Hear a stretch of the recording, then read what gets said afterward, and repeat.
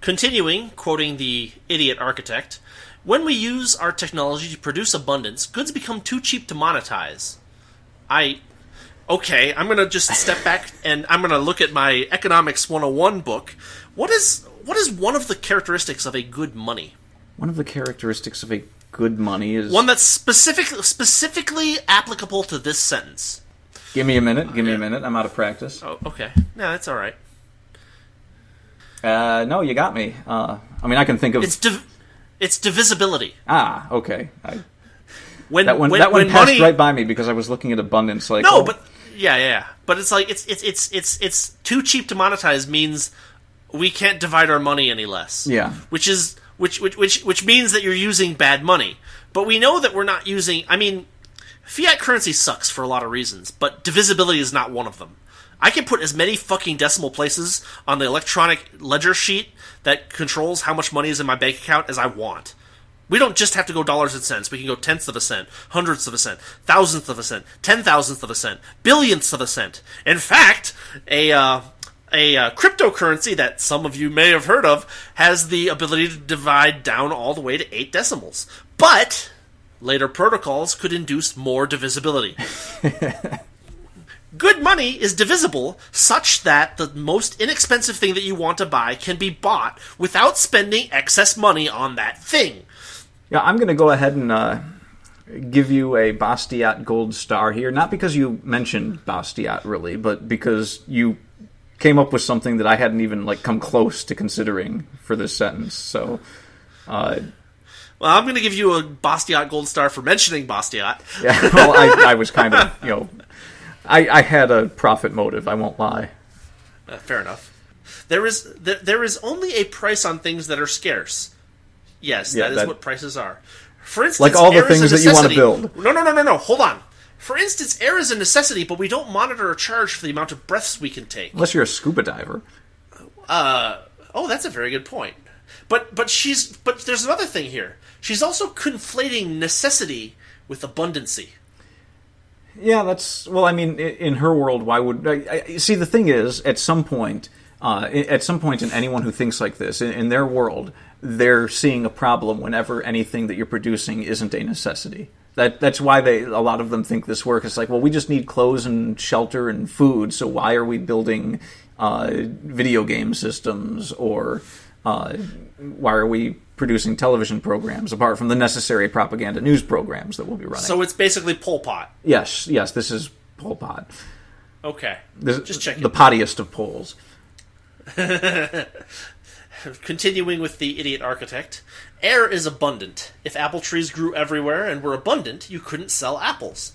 If all the money disappeared, as long as we have the technical personnel, automated processes, topsoil, resources, factories, and distribution, we could still build and develop anything we need. Yeah, so, chicken scratch. Nothing really big that we need there. No, but... As long as we have everything we need, we have what we need. As long as we have everything we need... No, but it's worse than that, right? Like, if all the money disappeared... It's true that the factories wouldn't disappear immediately, but they would increasingly be at a loss as to what to do. Now, why is that? I feel like we've discussed this before. I feel like is there some reason that they're not getting crucial information that they need about what they need to be producing? It could have something to do with that, yes. But I mean, like I don't want to keep harping on it, but I feel there's only a limited number of factories, and they only build a limited number of goods. No, there's endless there's just endless factories covering the globe, stacked on top of each other, and in those factories, we have a bunch of apple trees growing on the walls because they too are completely abundant, and the walls are covered in topsoil. It's side soil now. We got so much soil, it's everywhere. Side soil. So we got buildings growing on top of buildings, growing on top of trees. We live in an elven fairy forest. That's what's going on in this woman's head. Yeah. Well, I mean, if all the money disappeared, as long as we have the technical personnel, blah, blah, blah, we could still build and develop anything we need. Right, but we still need to know what it is that we need and the best ways to build it. And, as things change, as resource structures vary, the best way to build or develop something changes as well. Remember No, you get a bunch of scientists together, and they get it right the first time, and then you never need to improve it. That's not how science works. That's how her science works, and she needs to be in control of society so that we can get this right. That's what you're missing. She's an architect. She designs things for a living, okay? You're just a physicist. What do you know about science? I suppose you have a point. She designs things for a living. She can design the scientific method we need. Oh, man. I should be a salesperson for this woman. I mean, it's like... But, okay, so, do you remember that funny picture that I took when we were driving around to Michigan that one day of a gas station? Oh, God, where it was like the price of flex fuel was cheaper, or was more expensive than regular fuel? Yes. Yes, I remember that. Now, this is a very good example of a case in which the motion of forces outside the control of the gas station and outside the control of the car factories affected the way that things should have been built. If we ignore the fact that the ethanol thing is a complete government boondoggle, let's just assume that it let's really assume was. It was actual market prices, function that people. Yeah, let's assume that it was actual market functions. Before that day that I took that picture, it made sense to make cars that work on flex fuel, because flex fuel was less expensive than gasoline per gallon. Right? Right. You know, we'll make a correction. We'll say, let's assume that E85 is as efficient as gasoline and the properly tuned engine. Blah blah blah. Yeah. Whatever, Let's give them everything and just. But then something happened, and the car factories didn't cause it to happen, and the gas stations didn't cause it to happen. But the price of oil fell rapidly, and the price of gasoline fell rapidly too. More rapidly than the corn growers in Iowa could increase the output of corn ethanol for E85. So the price of E85 rose above the price of gasoline. And that meant that it made absolutely 0 sense right then to make a single flex fuel vehicle anywhere in the world. In that same way, the best way to build things changes over time as things change in the world. And so therefore, we need a signal to tell us what way to make things. That is a price. Or a group of angelic scientists sitting behind a supercomputer that's divvying up all resources to each individual human being. Equally, because technological communism was already a thing. It didn't work. But it's equal. I already talked about building the big enough. No, but equal. But okay, so equal important. Equals important. Importance is equal to what's important. Are we going to get into the problems with what happens when you describe when you describe all human endeavors as equal? We've done that before, haven't we? Yeah, I'm sure that we have, but it looks like we're going to have to do it again. Yeah. I mean, the notion that human labor is a differentiated object. There are different skill sets, different demands for different services, and different demands for different goods that can be produced by different skill sets. The use of a certain set of skills to produce objects creates a thing called a wage. You see, wages are not... Labor time is a good, like other things, and it is scarce, and therefore it has a price. And that price is determined, in part, by what is produced by the labor time. I'm going to solve all of these equality problems right now. Here's how it works. You hire a person. Okay. That person... Wait, how can we hire someone if everything's equal? They're going to be making exactly what you're making. The scientists hire a person because they're in control. Okay, so the scientists hire someone. That sets the upper limit for the skill set that you can hire. So you can hire someone that has a greater skill set, but they can't use those skills. And how do we do that? That's a really good question.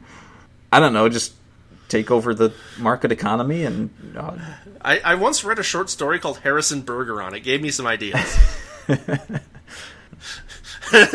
That story, like 1984, was not an instruction manual. Assholes! Well, it's the stories aren't instruction manuals, okay? Scientists are instruction manuals. And those scientists need to be at the center, not doing science, but running society, which is what scientists do. I'm just trying to show you the logic and the reason behind of science and of what she's saying. It makes perfect sense in an equal kind of way. If we were to say it makes about equal sense to removing all prices. Yeah, it's equal to other ideas, other ways of thinking, like illogical ways or modes of insanity. It's equal in its sense making. You're trying to rise above the equality level. Well, that would be bad, wouldn't it? Yeah, equality is important. So where did we leave off? Are we back to the interviewer here? You're back to the hapless interviewer. I know that the scientific method forms the basis for decision-making and resource management within your project. Could you explain how this approach is applied to social behavior? For example, what is the role of politics in the Venus Project? Okay, now we're getting to the fun bits. Oh God, really? Yeah, this is where it starts to get good. Well, I'm just going to... Okay, I'll keep this short.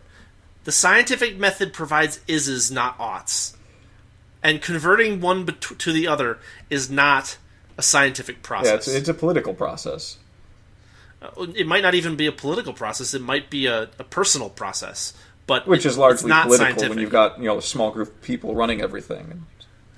No, I mean, I make decisions about my own life all the time that are personal processes. I mean, the vast majority of the choices that I make are personal processes based on my... We're not talking about making decisions on an individual basis, people in their personal lives. We're talking about other people making decisions. No, it's the basis for decision making. They say the scientific method forms the basis for decision making. Well, their decisions. That's what they say. That's what they say. It's their decisions, though. It's not. We're not going to let you. You're not a scientist. We're only going to let the scientists make those. I am a scientist.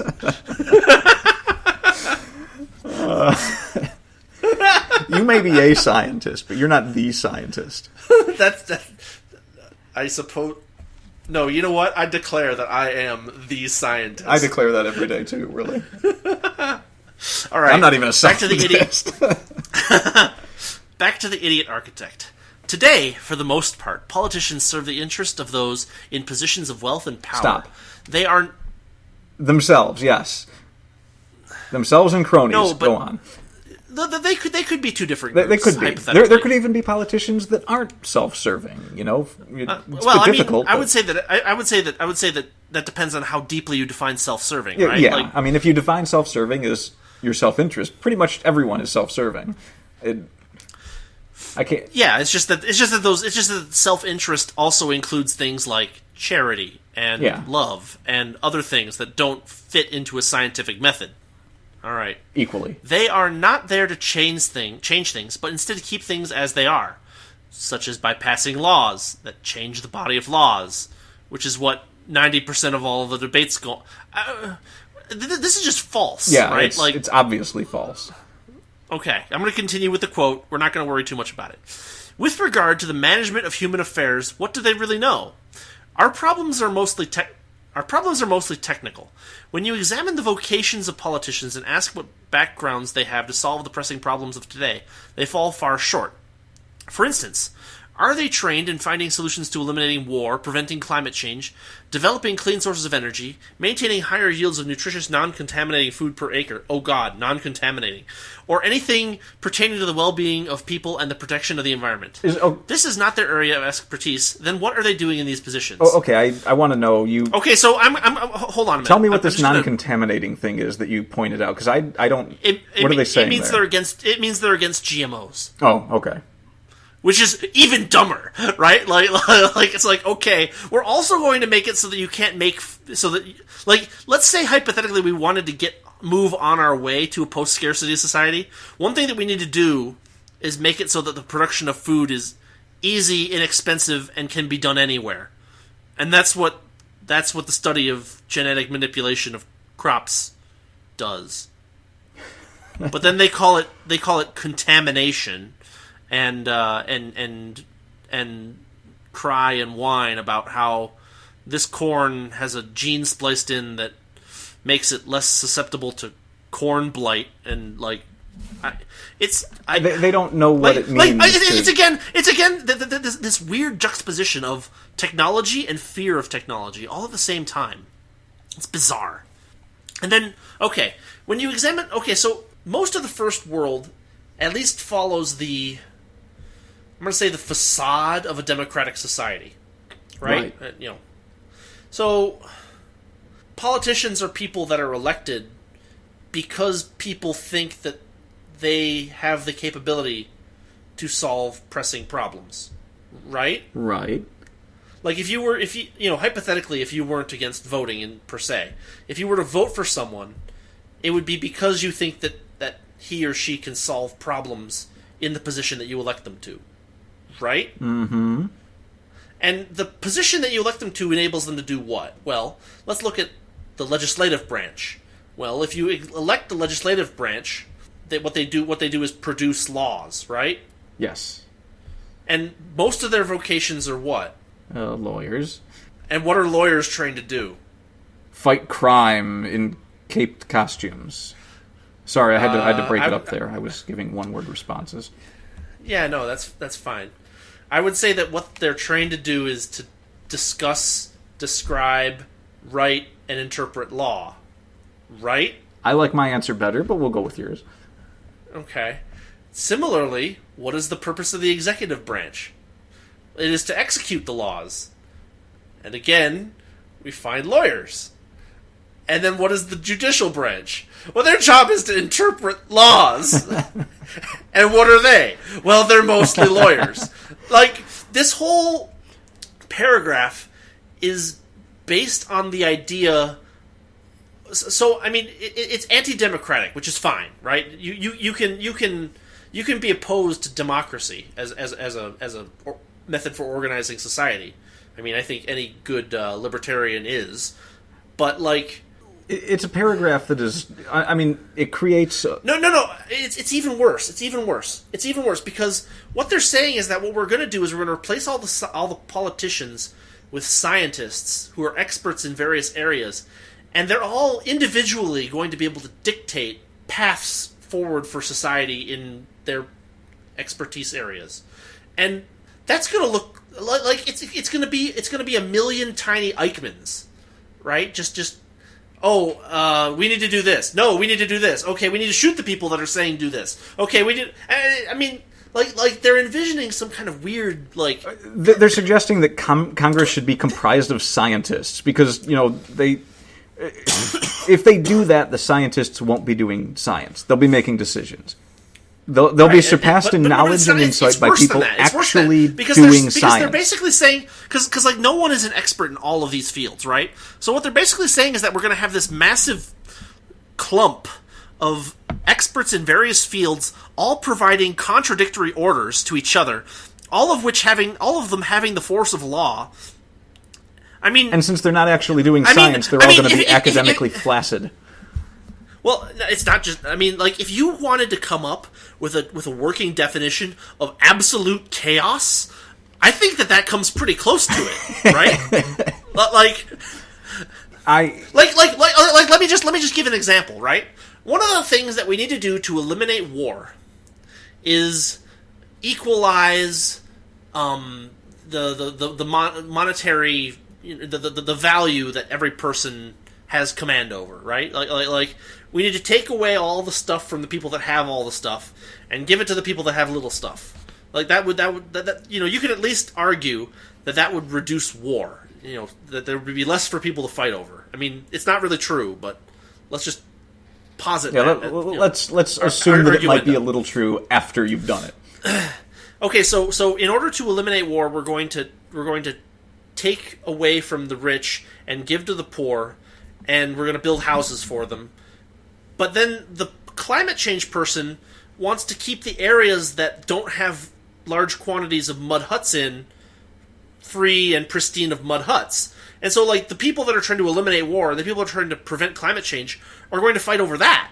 The people that are trying to develop clean sources of energy will be fighting with the people that are trying to prevent climate change. Because in order to develop a clean source of energy, you need to use energy now when sources of energy are not perfectly clean. It's nice to know that, you know this so far ahead of what they're actually going to say, because there's a sentence coming up that they actually say something, and it was the first thing I thought. It was so contradictory in the way that it's like, oh well, they'll do what's right, but then they're talking about using information from a supercomputer, and then scientists also making decisions, and it's like, well, which are you going to take if it comes down to a problem? Like, if there's starving children, is the computer right, or is the scientist right?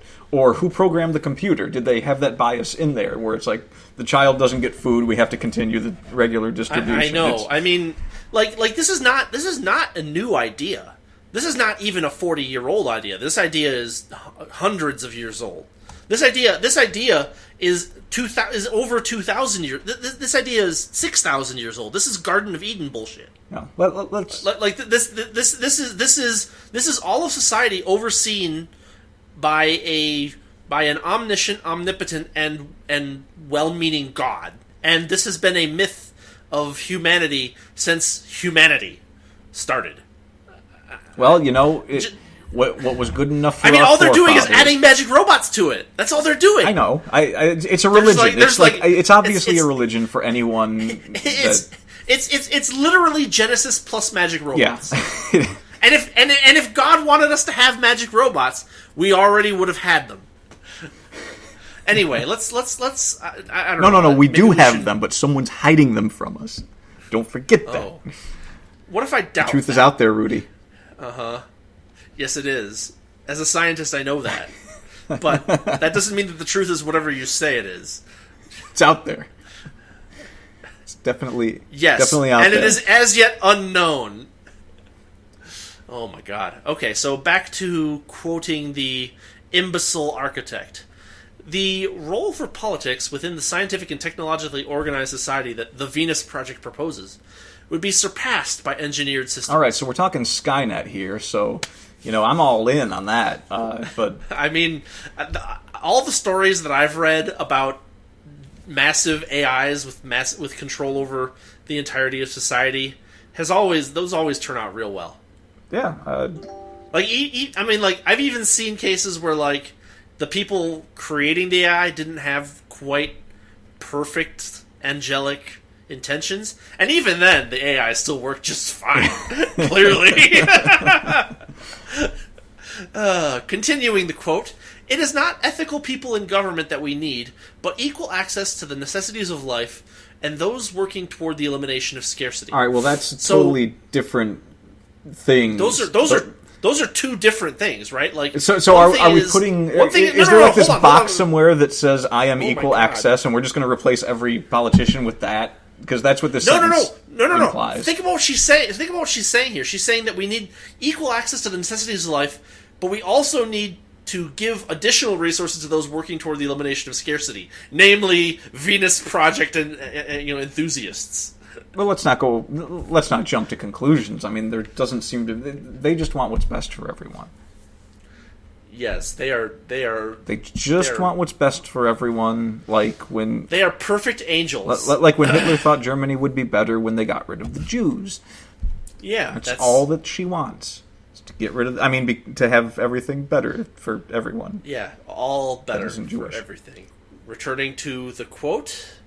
"We would use scientific scales of performance for measurement and allocation of resources so that human biases are left out of the equation." Show me these scales. Produce them. Show me the work. Show me this 101 years of research that this... No. The scientific scales that she's talking about necessarily include prices. They're going to be tucked away and hidden somehow, but they have to, right? Like, well, of course they have to. That's the whole point of what we're saying, but... Oh my god. Within the Venus Project's safe, energy-efficient cities, there would be interdisciplinary teams of knowledgeable people in different fields accompanied by cybernated systems that use sensors. Sensors has scare quotes, and I'm not sure why. Should have said transducers. Operational amplifiers. Each of these apple trees that span our multi-level complex has its own transducer, feeding information about apple trees to these scientists. To these 2 or 3 scientists that are experts in apple trees. How many? The amount of experts they will need will exceed the number of people in humanity. Well, no, but I mean, I don't know that that's true, because they're probably planning on drastically reducing the number of available goods as well. Yes, but if right, this is what technological socialism always yields, is that, well, we just need one pair of shoes that is the best pair of shoes. Yeah, the old Bernie Sanders thing. Why do we have multiple deodorants? I'm gonna tell you why. I'm gonna tell you what? No. I'm gonna tell you why. It's because it's strong enough for a man, but formulated for a woman.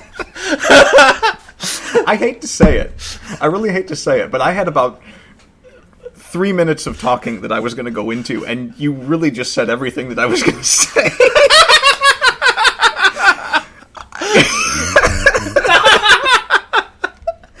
Like that was the culmination of what I was going to say. Yeah, of course it was. And if you can think beyond. Well, it's like, why are there running shoes and hiking shoes?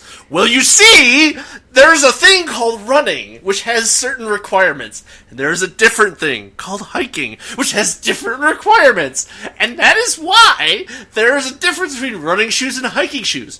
Okay, well, why is this brand of hiking shoes different from this brand of hiking shoes? Well, you see, depending on the terrain that you're moving on, you might need the cleats that are on this hiking shoe, and if you're on a different, softer terrain, you'll want the flat bottom that this shoe has. Well, then why does this model of shoe have this size and this other size? Well, you see, different people have feet of different sizes, and so some people will use the size 12 shoe, and some people will use the size 10 shoe. It's like... Hey, Bernie, I got one for you, Bernie. You see, you're probably going to want to ask at some point, why do we need several different brands of those same types? I know you're going there. I'm going to join you. I'm going to let you in on a little secret of human development. The reason that we have multiple brands of things, as Rudy might say, you see, lots of different people think they can develop a better product. And when people do that, people pay money for the ones that they think are the best. And when enough people do that over time, people start to say, this one seems to be the best. And that's how we technologically progress in society. That's why we have better combine harvesters and better computers and better shoes, better everything. Every day. It just keeps going until people like you try to put your boot on someone's neck. Well, what brand boot is that? There might be certain brands of boot that are better for neck stomping. There almost certainly are. I've been working on them for some time. Good Got man. A few necks in mind. So, back to the hapless interviewer. In your view, is abundance simply a function of technological innovation? I mean, assuming we get the technology right, do you believe that we could eventually eliminate poverty and crime altogether? I love this next sentence.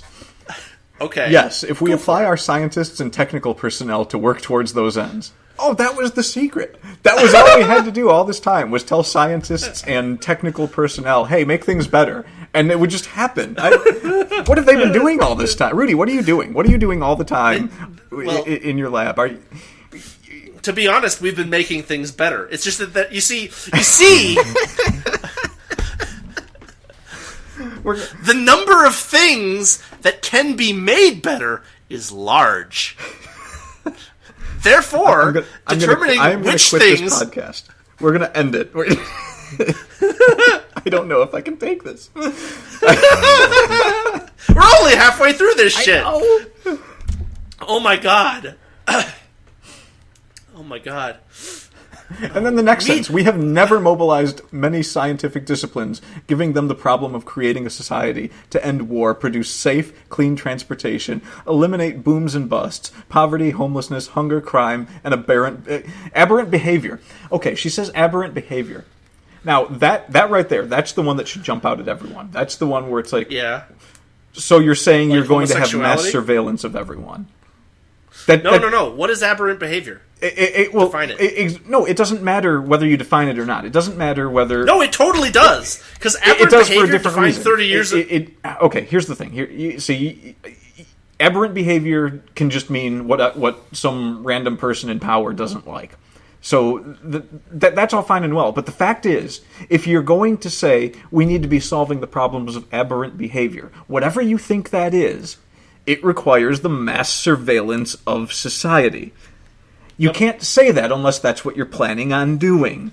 Well, I mean, how would the computer that's planning all of these things get enough information if it didn't have unrestricted surveillance of all of society? I don't know, prices? Good answer. But the next sentence, the next sentence explains why you're wrong about prices. For instance, one does not need to make laws to try and eliminate stealing when all goods and services are available without a price tag. See? Oh, clearly we don't need prices. Yeah, that's problem solved. I hate to say this, but there are people who steal or do. Let me be more general. There are people who do bad things because they enjoy the rush of doing bad things. Well, that's why we monitor everyone for aberrant behavior. And when they demonstrate that before committing a crime, we'll just kill them. Is excellence an aberrant behavior? Yes. Why do you even have to ask? There's more than one reason that the intelligent people disappear when people try to implement these systems. Some of them just stop making themselves conspicuous.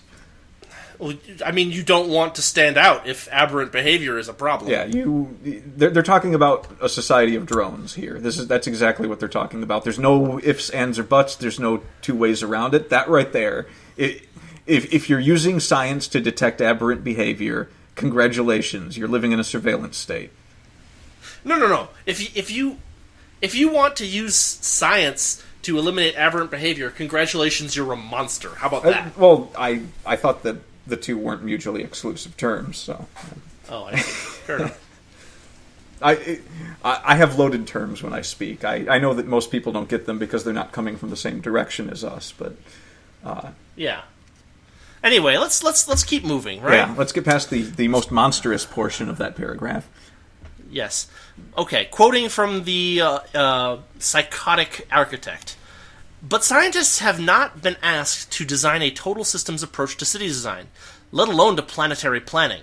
Scientists have not been given the problem to develop and apply a total holistic effort using the methods of science, technology, and resource management to serve all people equitably in the development of a safe and sustainable global society.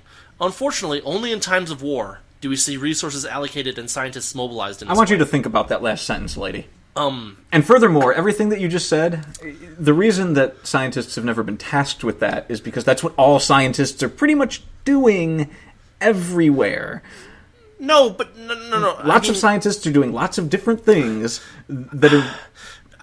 No, hold on. I mean, macroeconomics is an attempt by quote-unquote scientists to design a total systems approach to planetary planning. That's what that is. It hasn't worked yet, in the sense that it allows the planning of the whole planet.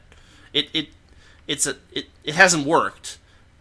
Like you can't just give a scientist an impossible problem and say, solve this problem, and then they're like, okay, here's the solution. Like there are problems that are hard and cannot be easily solved. Yeah, that's what she doesn't get. It's like she's talking about, we need to just pool some scientists and have them solve these problems. It's like, but there's problems that scientists are working on. It's not like they're not doing anything. It's probably not a good idea to pull scientists away from everything else to work on what you think is a good idea, just in case it doesn't pan out, because then who's been working on the other stuff? Well, let's remember that stagnation of technology you were talking about earlier. Yeah, that's kind of where that comes from. No, I'm going to go even in a different direction. Let's assume, for the sake of argument, that there is a problem that, if solved, would be a boon to humanity. But let's assume, for the sake of argument, that it's actually an insolvable problem. There is no solution to this problem, right? Let's just assume this, right? Some problem. I don't know what it is, right? It doesn't matter. If we take all of the scientists that are working on solvable problems and put them on the insoluble problem, what happens? We get abundance of all things and magic robots. Oh. Yeah, okay, that sounds right. Now look at that last sentence, though. She says, unfortunately, only in times of war do we see resources allocated and scientists mobilized in this way. If you just think about what she said, I think that was just a turn of phrase that she didn't quite think through, because I don't think she's actually capable of thought.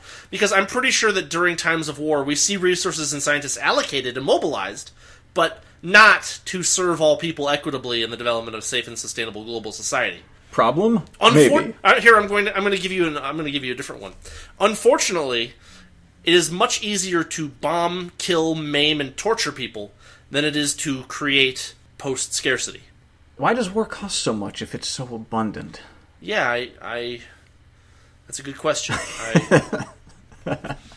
It's just ridiculous, though. It's like, think about that. They're always mobilized in those ways in times of war. What's that telling you? You want to mobilize them that way. What's going to happen? What do you think is going to happen? I mean, it's not a direct connection, maybe, but it's there. It's if not... Might be a little telling, is all I'm suggesting. If not definitive, it's at least suggestive. Which is why it's so sexy. Oh, yeah, that's true. Okay, let's back to the interviewer. Continue. I assume schooling and education are important to Jacques' vision. How might schools and universities differ from the way they are designed today? Oh boy. You want to take this one, or should I? I think I can handle it. All right, go for it. The education and values we are given seem to always support the established system we are raised in. We are not born with bigotry, envy, or hatred. We do pick them up from our schools and culture. In fact, even our facial expressions, the words we use, notions of good and bad, right and wrong, are all cultural bound. A healthy brain can, in fact, simply become a Nazi faster in Nazi society. It has no way of knowing what is significant or not. That is all learned by experience and background. The manipulation is so subtle that we feel our values come from within. Most often, we don't know whom our values are really serving. Yes, education will differ considerably from that of today. As Fresco explains in his book, The Best That Money Can't Buy, Cha-ching, the subjects studied will be related to the direction and needs of this new evolving culture. Students will be made aware of the symbiotic relationship between people, technology, and environment. Okay, so what they just said in those two paragraphs is that our solution to propaganda in schools is to have schools with lots of propaganda. Yes. That's what those two paragraphs say from start to finish. But it's not manipulation when we do it. Yeah, well, I mean, no, because they have the right answer. That's clearly. Good propaganda. Yeah, we could even come up with a different word for it, like education. Yeah, for the public. All right, the interviewer. I can only assume that critics routinely dismiss the Venus Project as a kind of hopeful utopia. How do you respond to that criticism? LOL. Sorry, I had to. Yeah, okay. And back to the architect. Critics very often reject or dismiss new ideas. What is utopian thinking is to believe that the system we are living under today will enable us to achieve sustainability, equality, or a high standard of living for all, when it is our system which generates these very problems in the first place. Wait, how does our system generate these problems? We're living in a pretty high standard. No, but it's not for all. Oh, okay. Oh, yeah, I forgot about the importance of equality importance. But, like, but there's a problem here, right? Like this whole idea of a quote-unquote system is like, well, no, but if they're it's an empty word. It doesn't mean anything here. It actually suggests something very sinister. Is that she thinks that the organic interactions between individuals exchanging value voluntarily is a conspiracy. That's what she thinks. Oh, that's just hilarious. That's no wonder she thinks that someone's hiding magic robots from her. Oh my god, that's a brilliant insight. It really sheds a new... like, she's walking around hearing the X-Files music in her head at all times. Yeah. She's dressed up like Carmen Sandiego, peeking around corners, like, who's watching me, who's coming, who's gonna try to transact with me on this street corner. And yet at the same time, she's like, man, I wish it was some almighty God Emperor supercomputer looking upon me and not no one. I'd feel safer then. Yes. Because I know that scientists were on the job. I'll continue with the quote. If we continue as we are, it seems to me that we are destined for calamity. I'm going to stop here and note no explanation is ever offered? Malthus has been wrong for 300 years. Again and again and again and again. It's like they have this weird vision of like everyone is just kind of walking around with no notion of that, like the oil coming out of the ground is like an hourglass dropping its last grain of sand. And like all of a sudden, one day, we go from having all of the oil to having none at all. And there was no interim between them where things were able to adjust. And so everything's thrown into chaos because suddenly we used up all the resources. And like, it completely ignores the fact that hypothetically, based on what I understand, we're eventually going to run out of fossil fuels if we keep digging them out of the ground. But at the same time, we're finding fossil fuels faster than we're using them. And at the same time, we're improving our technology to the point where our use of fossil fuels is more and more efficient. And at the same time, we're working on coming up with ideas to avoid the use of fossil fuels in the event that their scarcity rapidly increases. And in addition to that, we're like, there are clear price signals that allow us to economize our use of limited resources. Like this sudden calamity model is never true. Meanwhile, people, we have so much abundance that people can sit around and come up with ways to link the idea that two cell phone companies merging means Mad Max tomorrow. Yeah. We've hit. Have we even hit peak insanity yet? No, there is no peak derp. Is that an actual term? Yes. I'm going to go ahead and say it's the scientific term. I can do that because I'm a scientist. It's highly scientific. All right. Continuing with the quote. The Venus Project is not offering a fixed notion as to how society should be. No. Having a single supercomputer manage all of the world's resources is a fixed notion as to how society should be. It's very specific. I mean, all resources, supercomputer. That's like everything. Like her use of the word equitable over and over again is also a fixed notion as to how society should be. Like, there's a lot of fixed notions wrapped up in her nonsense. There's no final frontiers. It does offer a way out of our dilemmas to help initiate the next step in our social evolution. Fine, whatever, but you haven't said how yet. How? That they haven't even given us a dilemma. Like, it's just like we propose there's a problem somewhere that we're going to fix with something, and we just got to find that problem, and then we'll work on fixing it. But actually, we've already got the fix, so we're just going to go back to the problem that isn't there and talk about how it's fixed. I don't know what any of that means either. Yeah, I didn't catch that. Let's keep going with the quote. Many are working at going to other planets to escape the problems on this one, but we would be taking our detrimental value systems with us. She's talking about extending her panopticon to people leaving the planet. Well, like, that's a foregone conclusion. Those people are going to Mars. We need to make sure that they're going to follow all of our centralist rules. Okay. The reason that there aren't any people on Mars is because the price of putting people on Mars is prohibitively high. If we take the price of everything to zero, that means that we also take the price of putting people on Mars to zero. Because that is a thing. So what you're telling me is that you and I are against going to Mars. Because I dislike public education, it means I want babies to be uneducated. Yes. Gotcha. I just wanted to make sure that all the people that, might hear us know that, that's pretty much it. We just want to kill all your grandmothers. Episode 5, Bastiat Strikes Back. We are saying that we have to tackle the problems we face here on the most habitable planet we know of.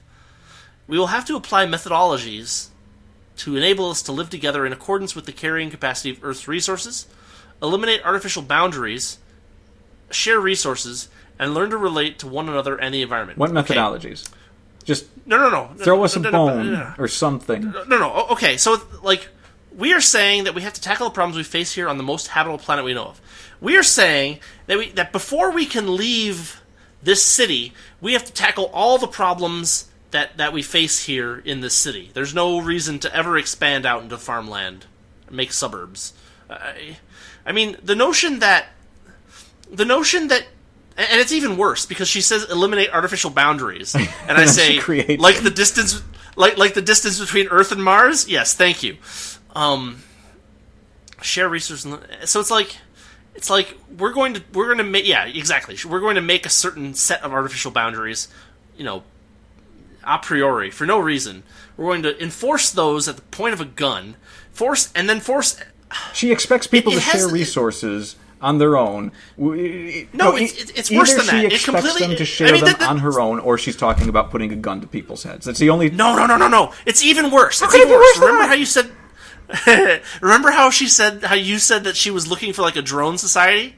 Yes. This is another point where she's saying that we must eliminate the entirety of individuality of people. If Because we've got the magic robot that can because produce everything, why don't we just kill everyone? she's saying that it is unacceptable for a group of people to decide that they disagree with the Venus Project and therefore to go to the massive expense of leaving the Earth behind to avoid the Venus Project. No, I want an answer to that question. If you're going to be drones anyway, and you're all going to think and act the same way, and everything's been taken care of for you as people, so there's nothing really that you have to worry about, why wouldn't we just give the magic robot inheritance of the Earth and kill all humanity? Well, no, it's even worse than that. Even worse than Even that. worse than that. No, because It's because even worse than the total no. annihilation Here's the trick. of humanity. When 98% of people were subsistence farmers, these 98% of people were very similar. They didn't have a lot of individuality because they didn't have time for it. But nowadays, but abundance creates individuality in the sense that it increases the span of things that people can do and look at and see and create. Like start LGBT get-together clubs? Or Meetups like and go to protests? No, it's even more. I mean, yes, those are all things that are in that. I'm but just making the side point that you can't do these things. No, because I mean, in order to eliminate, because like my preferences on the types of literature that I enjoy reading are an individuality that will have to be stomped out, and so we'll have, even if they can create material abundance, they will be destroying all art, all literature, all everything that allows people to differentiate themselves from each other.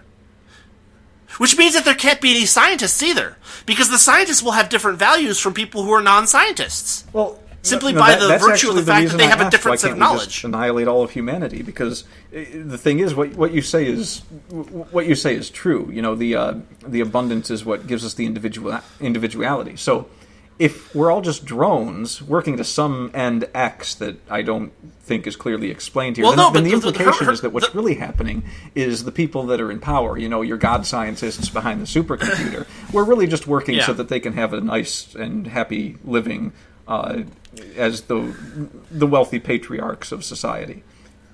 Well, it's even more confused than that, because That's boiled down in simple terms. So the people that are running things can have it good while we're all drones, is what the real plan is if you have a bit of introspection about it.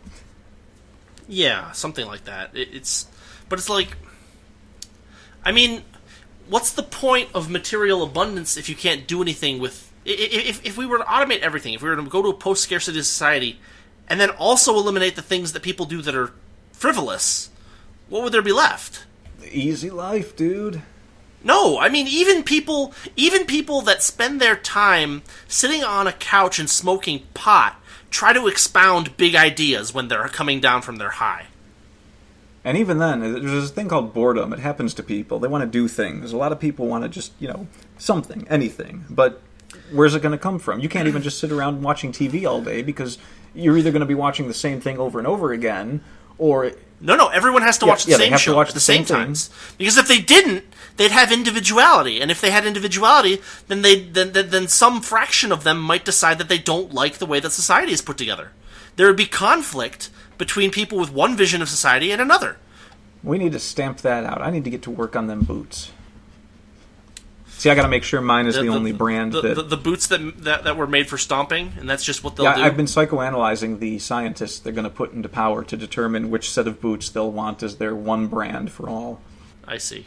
Wonderful. You totally got to play the system while you can. I guess.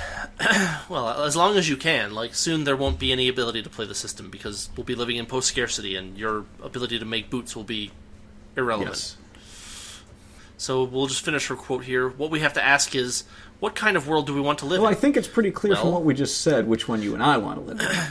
Well, no, I mean, that's not the question. No, that's not the question at all. It can't be, because according to her, we all have to want to live in exactly the same kind of world. Like this is the level of confusion that is evident here.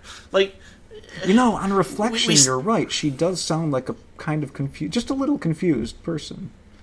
Just a little? Just, you know, tiny bit, tiny. Just a skosh. Yeah. All right, you can handle the next one. My last question is about the challenges ahead. Rather than taking the necessary steps to reverse climate change, we seem to be accelerating our pollution of the Earth. You're an interviewer. Anyway, socially... That's not even true. I know, I've read the ending. Socially, we are witnessing a renewed focus on nativism and fear. How might the values of the Venus Project manage against these negative tendencies in human beings? Well, you see, the negative... Hold on. He's saying that nativism and fear are negative tendencies in human beings. But the Venus Project itself is based on the idea that all people will have the same... Like, how would the Venus Project deal...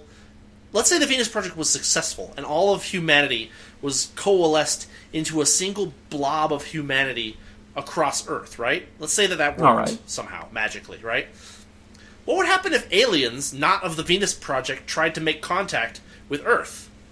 Well, nativism. Well, no, and then... See, you've got it wrong, because we've already made the perfect society, so any aliens that would visit us would already be in their own perfect society, or we would just have to teach them because they wouldn't be as advanced as us. Right, that's nativism. Oh, yeah. Huh. And then fear. Fear is not a negative tendency.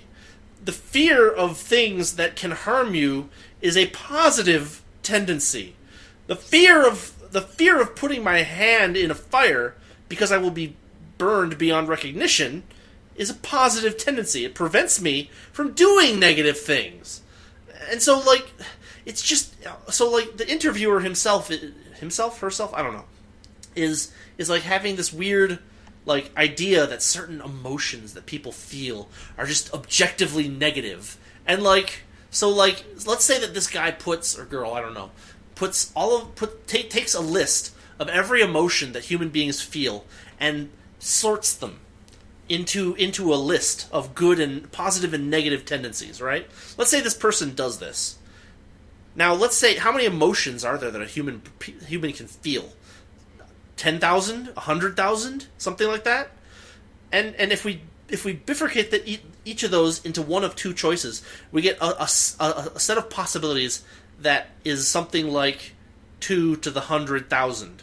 That is to say, there are 2 to the 100,000 different configurations of positive and negative tendencies that a human being might decide these emotions correspond to.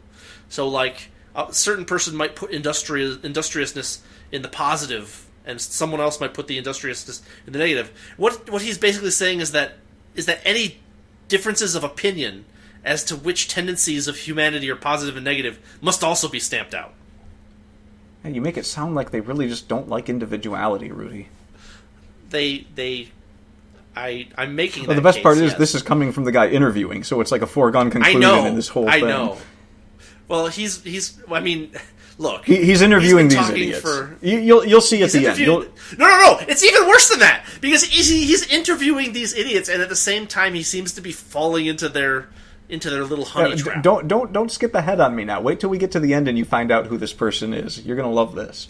But before we get there, let's go back to go ahead and hit the next quote.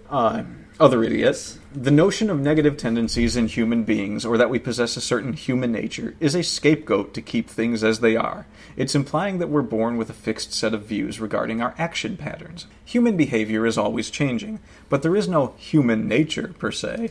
Determining the conditions that generate certain behaviors is what needs to be understood. Determining the So it's conditions that postmodernism generate again. certain behaviors is what needs to be understood. Determining the conditions that generate certain behaviors is what needs to be... Mass surveillance of everyone at all times. You'll all wear it's not- wristbands. it's We not will just- take your it's not just biometrics that. and thoughts at the same time, and we will determine who lives and who dies for the good of It's worse society. than that. It's worse than that. I know it's worse than that. It's always worse than that. There's no bottom to this, okay? No, because what she's saying is that, okay, so originally her goal was to produce magic robots that eliminate scarcity, right? Right. Allegedly. Now, her goal is to create magic robots to eliminate scarcity, get all of humanity to have zero individuality, and produce a computer that can exactly model the behavior of each individual person's brain according to any and all possible stimuli at the, in real time. So just build the computers and kill all people and be done with it. I don't understand what else she could possibly ask for. Well, that seems to be what she's basically asking for.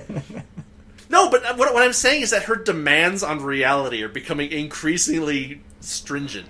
And like at some point she's just going to scream, I want my own just, dragon.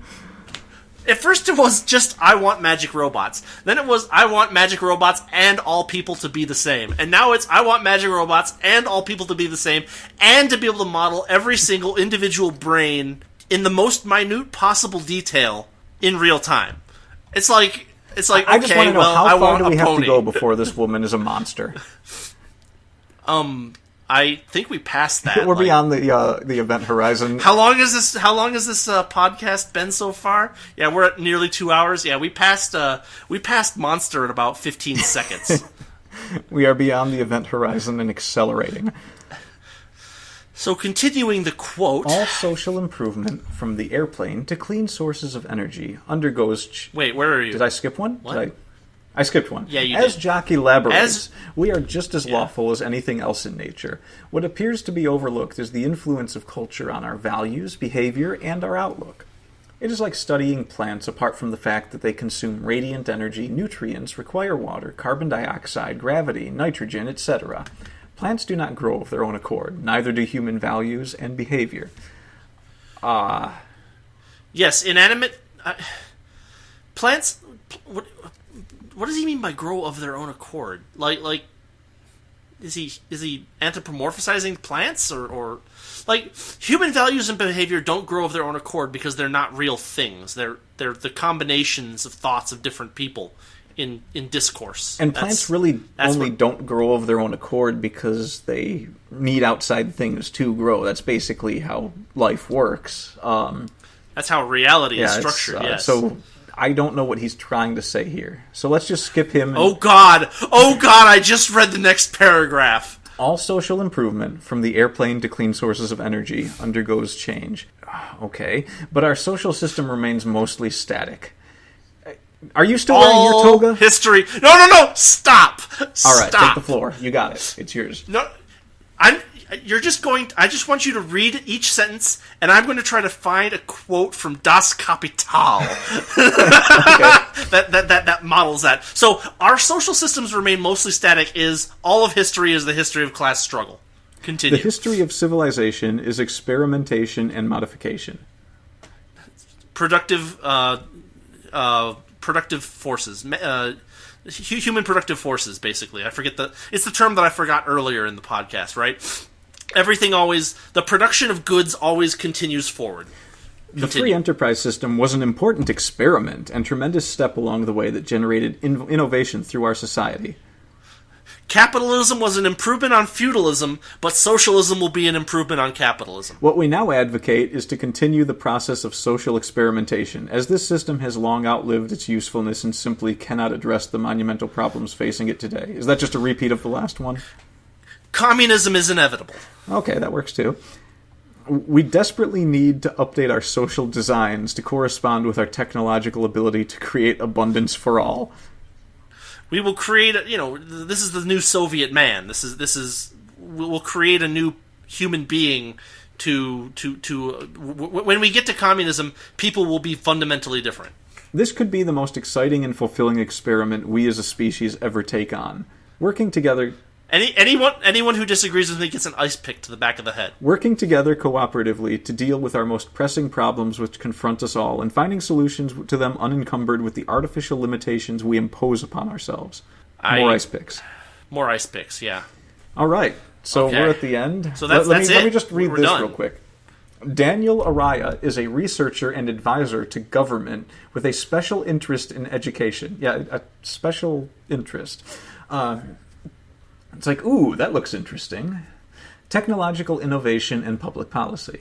His newest books include Augmented Intelligence, Smart Cities as Democratic Ecologies, and Rethinking U.S. Education Policy. He has a doctorate from the University of Illinois at Urbana-Champaign and is an alumnus of Singularity University's graduate program in Silicon Valley. Wow. Do you think it stings a little for him that he wrote a book called Rethinking U.S. Education, he has a doctorate, and he interviewed these people?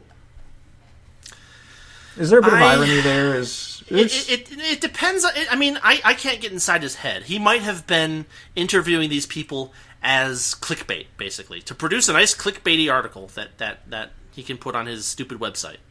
I mean, it's one of those things where I think that he was probably holding back, as this person yammered. He was probably holding back. God, I don't know how. I hope he was holding back. If he wasn't holding back, then he is also a monster. But he is an alumnus of Singularity University's graduate program, which it probably is. So I don't know anything about that graduate program, but it's called Singularity University, which is kind of funny. I would hope that he would understand what the notion of a singularity is, but based on his line of questions, he doesn't seem to. Well, he only really seemed interesting in the He was only interested, mostly, it seemed, in the implications of the society as it impacts climate change. So, yeah, which is really strange. It was like, considering so he wrote a book called Smart Cities as Democratic Ecologies, and what that means is basically cities in a bubble. Yeah. And so, if you can make cities in a bubble that work, then you've solved any you don't human have to worry input about the environment. On climate change. Yes, that's already solved. So, but it's not just that, because if you can create a city in a bubble, then it also doesn't matter if the outside world is... at the same time, it means that you've solved the problem, but at the same time, it means you don't care about the result. Right? Because, if there's acid rain outside the bubble, who cares? Well, you gotta protect Mother Earth because... Because Mother Gaia is alive and will something fap. I have no patience for that. I don't either. Oh, my God.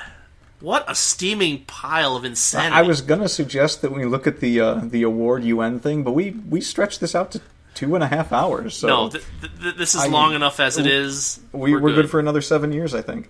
Yeah, I think so. Oh, man. I can't either. it's so stupid.